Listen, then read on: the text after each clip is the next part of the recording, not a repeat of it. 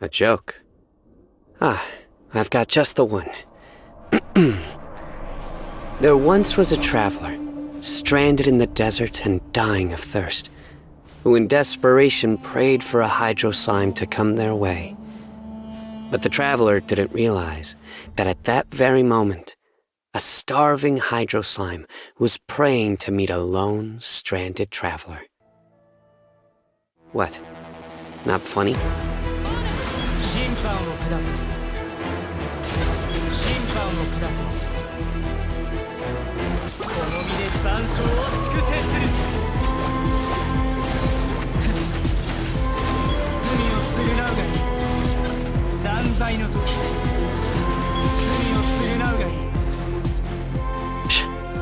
I think it's hysterical. The General Mahamatra is a character's kit we've definitely seen before.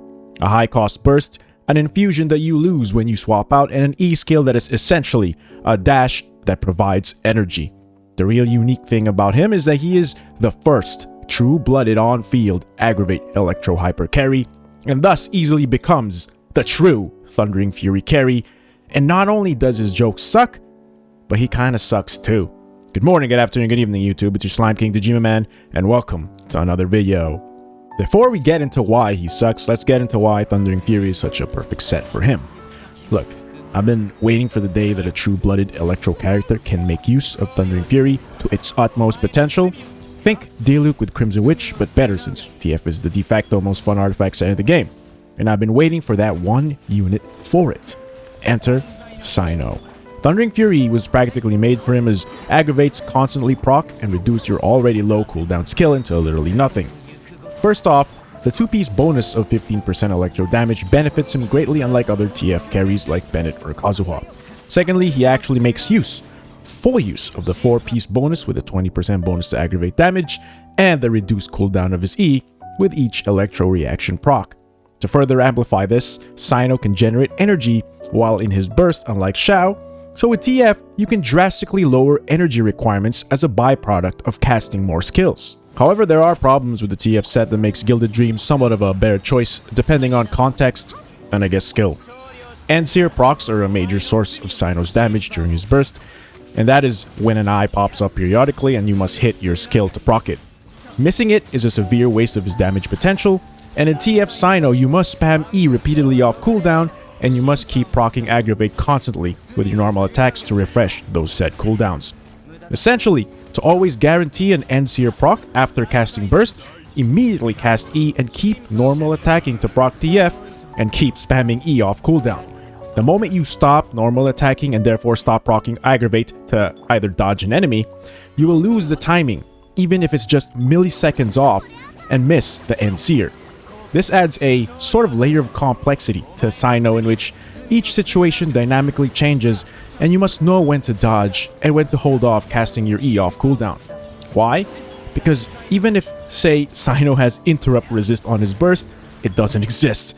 And thus, if you only run a healer with no shielder or no defensive options in your teams at all, you will get knocked back and dodging becomes imperative so you don't die and you keep your end seer procs consistent. To be honest, I can't really find any reason to use Gilded Dreams over TF unless you have better substats on that set, because TF is that much better in terms of energy generation and it is significantly more fun to play. But of course, there are reasons to use Gilded Dreams. As I said, for TF, combo mapping isn't nearly as required because you can just spam his normal attacks until your E is off cooldown.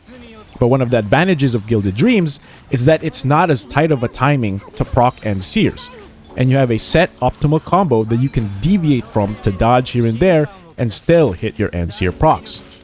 That combo will be flashed on screen right now. However, the advantages sorta end there. Yes, you get more attack and more EM with Gilded Dreams, but the cost of actually needing to build more ER. In most cases, TF Cyno with Fischl will only need 120 ER, while Gilded Dreams Cyno will need 140 ER. Those are substats that can be put into more crit or attack percent stats. It's not as if TF doesn't even give you EM either, as a 20% aggravate bonus is essentially an EM bonus that gets better the higher your EM is. And attack percent only really matters if you are using a high base attack weapon like Homa or Jadewing Spear. Most Cynos will use either Deathmatch, the Paddle, or White Tassel, in which EM Sands is more beneficial. All in all, TF provides most of what GD provides, providing less ER requirements, and is overall just more fun to play. So it's a no-brainer. Cyno is the true Thundering Fury carry. With that, let's get into teams and the whole crux of this video. Why Cyno still kinda sucks, despite being the TF carry I've actually always dreamt of.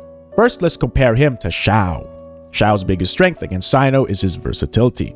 Cyno right now has literally two teams. Xiao, on the other hand, can use any abomination of a team as long as he has a healer, shielder, or both. Why am I comparing them? Come on, man. Xiao is a long, high-cost burst, and he has a dash that produces energy. That's exactly Cyno's kit, but in emo.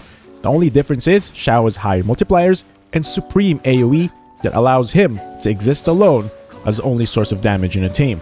And that is his biggest strength. Once you unlock Xiao on 140 plus ER while still running an attack sans and decent crit value, you can run Xiao double electro, Xiao aggravate, shatter Xiao, taser Xiao, Xiao hyper, and the list just goes on and on and on. The fact that Xiao doesn't need supports to enhance his damage, or rather isn't dependent on it, makes him a better hyper carry than Cyno is right now.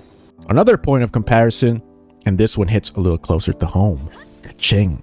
Now if you compare these two units side by side, it's easy to see that Cyno is just better, just from a multiplier and raw damage perspective, but what makes Kaching so much better is how she makes use of her teammates to the limit. Cyno's best team right now is with Kazuo Official and Kale. Replace Cyno in that team comp with Kaching, and Kaching will perform significantly better. Why? Because Kazuo's buff lasts the entire duration of Kaching's damage window, and Kaching applies a lot of aggravates as well, making her an equally good driver for Official's A4 Ascension procs, whereas Cyno's damage will wither into the abyss after 10 seconds, thus not being able to maximize his burst and damage window. Compared to the other options, Cyno kinda sucks, doesn't he? And the cherry on top of all this, Cyno slander, is the footage you've been watching of Cyno this entire video. Yeah, that's a C2 Cyno being buffed by a C2 Kazuha with Freedom Sworn and a Kale with Instructor and Elegy. Let that sink in. Now, to be clear, Cyno is not a bad unit. It's just that there are no units to make full use of his entire damage window as of this video.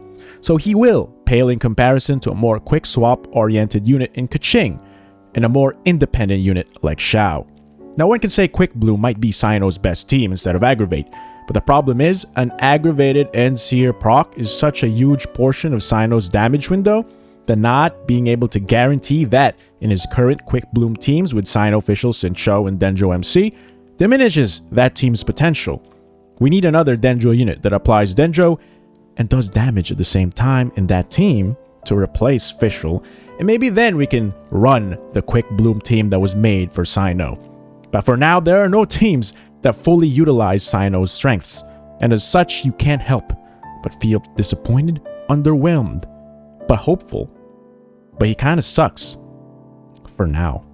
Tell me what you think down in the comments below, or better yet, come at me over at twitch.tv/JimmyMan, where I stream Genshin almost every day. Come join the Slime Kingdom Discord where we listen to Kokomi moan every day. This is our parting. Farewell.